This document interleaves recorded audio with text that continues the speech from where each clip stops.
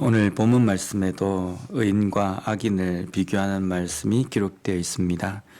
우리 24절 말씀을 보면 악인에게는 그의 두려워하는 것이 임하거니와 의인은 그 원하는 것이 이루어지느니라. 여기에 악인은 그의 두려워하는 것이 임한다. 악인이 두려워하는 것은 무엇일까? 악인에게는 항상 두려움이 수반된 삶을 살 수밖에 없다 라는 말씀입니다. 악한 행동을 하거나 아니면 잘못된 어떤 일을 범했을 때에 그것을 회개하지 않고 해결하지 않고 산다고 하는 것은 마음속에 항상 불안한 마음이 있다는 겁니다. 이게 언제 탄로날까? 또 이런 것이 또 나에게도 혹시 일어나지 않을까? 이런 불안감 가운데에 삶을 살아가게 된다. 우리가 어제 보았던 23절 말씀에도 보면 악인은 재물이 있을 때에 그 재물과 함께 근심이 함께한다 라고 이렇게 말씀하는 걸 우리가 읽었습니다. 또 한편으로 악인에게 그 두려워하는 것이 임한다라는 이 뜻은 하나님의 심판이 임할 것이다 라는 겁니다. 항상 두려움 가운데 살아가면서 언젠가는 하나님께서는 그 행한 대로 심판하시는 그 심판이 악인에게 임하게 된다라는 겁니다. 세상 사람들은 이걸 보면서 인과응보라고 이야기할 겁니다. 착하게 살면 착한 결말을 맺고 악하게 살면 안 좋은 결말을 맺는다. 그런데 우리 그리스도인들은 이러한 것들을 바라볼 때에 인과응보가 아니라 하나님께서 지켜보시기 때문에 하나님께서 모든 것들의 중심에 계시기 때문에 그것을 잘잘못을 심판하실 것이다 라는 그것입니다. 반면에 의인은 그 원하는 것이 이루어진다 라고 이렇게 말씀합니다.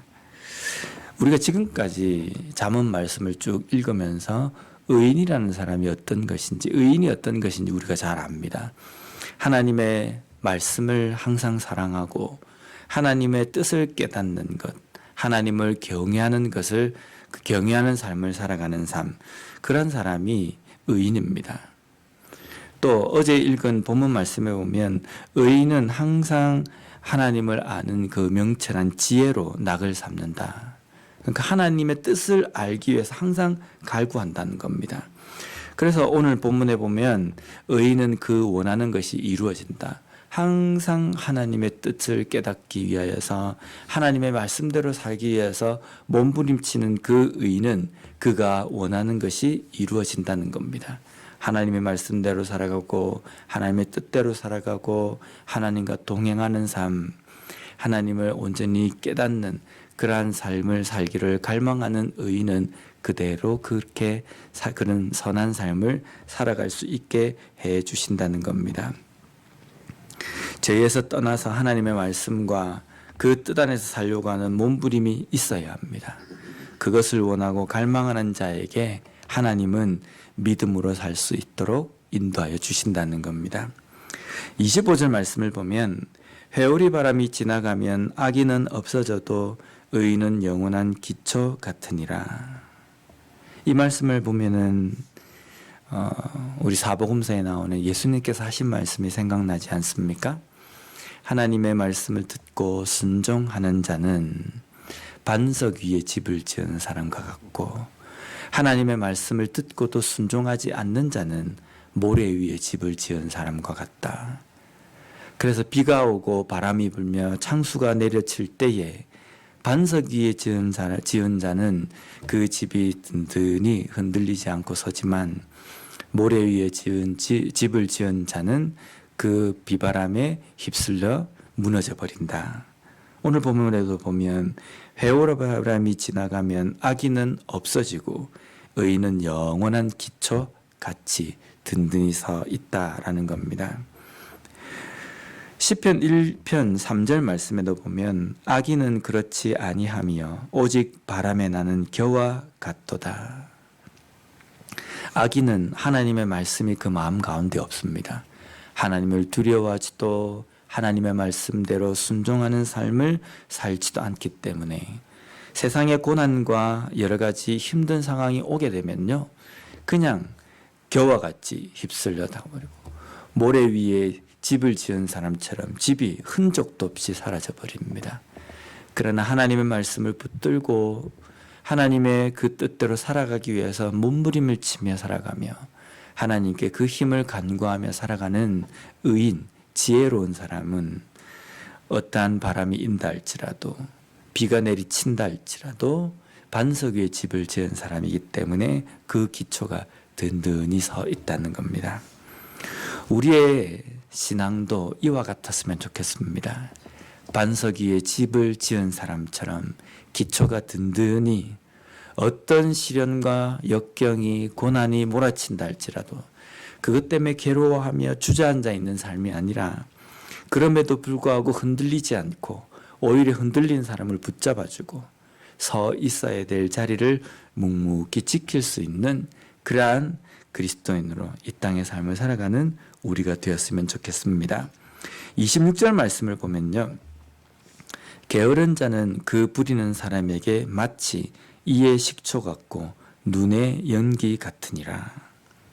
여기 보면 게으른 자, 어떤 게으른 사람이냐면 종입니다.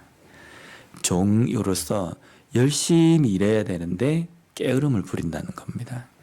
왜 게으른 자가 종이라고 볼 수 있냐면 그 다음에 보면은 그 부리는 사람, 주인을 이야기하는 겁니다.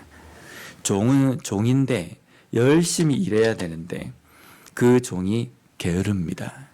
그 게으른 자는 마치 그 부리는 사람 주인에게 이의 식초 같다라고 말씀합니다. 여기 이의 식초 같다라는 이 말씀을 헬라어로 번역한 구약 성경인 70인역에 보면 어떻게 번역을 해놓았냐면요. 쉬어서 시게 된 포도라는 겁니다. 우리가 포도를 먹으면 달아야 되지 않습니까?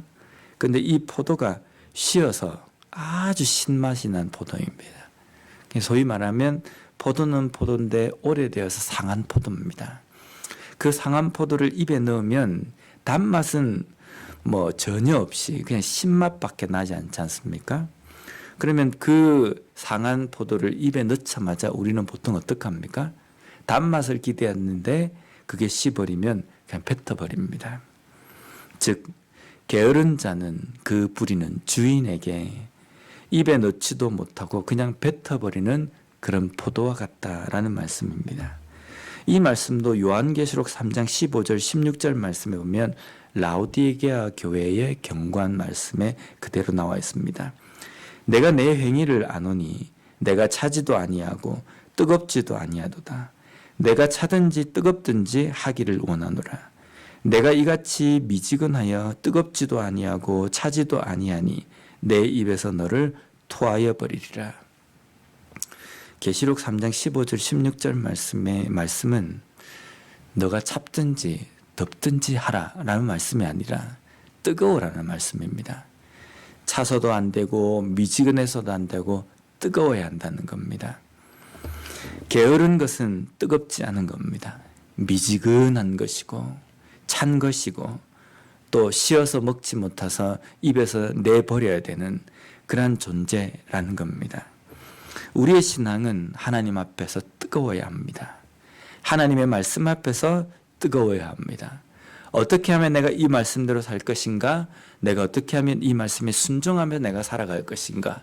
이것을 항상 고민하면서 마음의 뜨거움으로 하나님의 말씀도 받고 하나님의 명령을 받는 그러한 삶이 되어야 된다는 겁니다. 오늘 하루 우리의 삶을 돌아봤으면 좋겠습니다. 나는 과연 하나님의 말씀 앞에서 뜨거운 마음, 순종의 뜨거운 열정으로 그 말씀을 대하는가? 그로 말미암아 오늘도 내가 갈망하는 것을 받는 의인의 삶을 살 것인가? 아니면 항상 근심이 따라 나오는 악하고 게으른 삶에 머물러 있을 것인가? 다시 한번 돌아봄으로 말미암아 게으른 자가 아니라 하나님의 말씀 앞에서 뜨거운 열정으로 서 있는 의인의 삶, 지혜로운 자의 삶을 살아가는 우리와 우리 교회가 되었으면 좋겠습니다. 기도하겠습니다.